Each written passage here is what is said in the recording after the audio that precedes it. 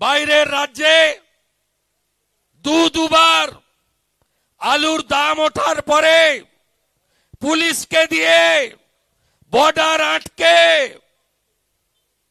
মার্কেটটা উত্তরপ্রদেশ আর পাঞ্জাব দখল করে নিয়েছে। আপনি যত পারেন আলু প্রোডাকশন করুন, বাইরের রাজ্য আর নেমে না বাংলা থেকে। সর্বনাশটাই মুখ্যমন্ত্রী, হর হর, সর্বনাশটাই মুখ্যমন্ত্রী। কিভাবে আপনাদের পার্মানেন্ট সর্বনাশ করেছেন আপনারা নিজেরা দেখেছেন। তাই শুধু রোহিঙ্গা বাংলাদেশি মুসলমান তাড়ালে হবে না, তৃণমূলকেও তাড়াতে হবে। 25-এ কি একটা করছে না পাড়ায় পাড়ায়, আমার পাড়া। 26-এ আমার পাড়া, আমার পাড়া, আমার পাড়া, আমার পাড়া, আমার পাড়া, আমার পাড়া, তৃণমূলকে তাড়াতে হবে। ইলেকশন কমিশন তো রোহিঙ্গা আর বাংলাদেশি মুসলমান তাড়াবে, আর আপনারা সবাই আমরা মিলে তৃণমূলকেও তাড়াবো।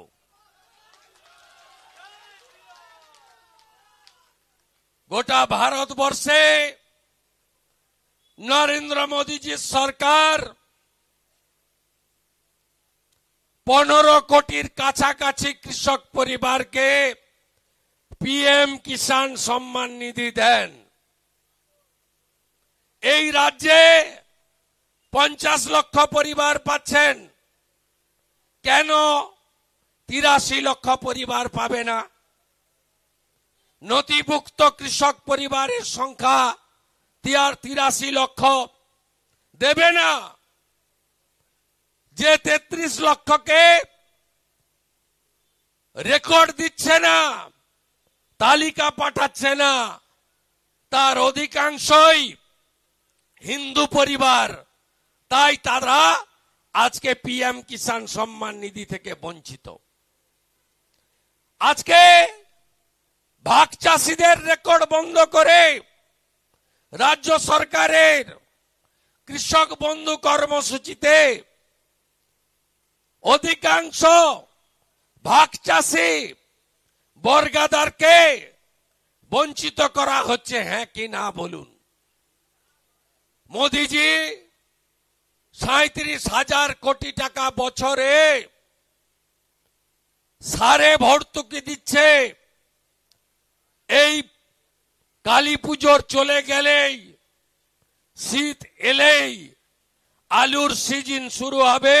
চাষের 1200 টাকার সার 2,500 টাকা হবে। হ্যাঁ কি না বলুন? তখন বেচারও দেখা নেই, আর খালা মমতারও টিকি নাই, পাবেন না। এদের দুটা টার্গেট, একটা হচ্ছে মুসলিমদেরকে ঠিক রাখো, রোহিঙ্গা বাংলাদেশি মুসলমানদেরকে আরো ঢোকাও, আর ভোট এলেই 200-500 ভাতা দিয়ে দাও। তাই আপনাদের একজোট হয়ে এদের তাড়াতে হবে। আমি চাই কিষাণ মোর্চা পূর্ব বর্ধমান, পশ্চিম মেদিনীপুর, হুগলি গ্রামীণ, হাওড়ার একটা অংশ, ওদিকে কোচবিহার, আলিপুরদুয়ার, এই এলাকায় সাবসিডি মূল্যে ন্যূনতম সরকারের দেওয়া কমিটমেন্ট অনুযায়ী 15 টাকা কেজি দরে সরকারকে আলু কিনতে হবে। এই দাবিতে আন্দোলন আরো তীব্র করুন। লিখে দিয়েছ অর্ডার, আর যদি না করে কৃষকরা এই সার্কুলার নিয়ে কোর্টে যান। ঠেলায় না পড়লে বিড়াল গাছে ওঠে না। এ সহজে কিছু হবে না। এই মুখ্যমন্ত্রীকে শিক্ষা দিতে গেলে লক্ষ্যে অবিচল থেকে অর্জুনের লক্ষ্যভেদের মতো লড়াইকে তীব্র করতে হবে এবং 26-এ আমার পাড়া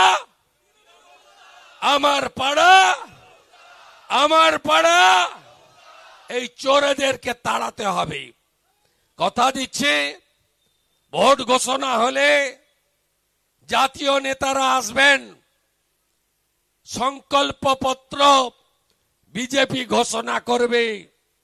সেই সংকল্পপত্রে নারী সুরক্ষা 1 নম্বরে যদি থাকে, কৃষকের অধিকার, কৃষকের ভবিষ্যৎ যথাযথ গুরুত্ব ভারতীয় জনতা পার্টির সংকল্পপত্রে থাকবে।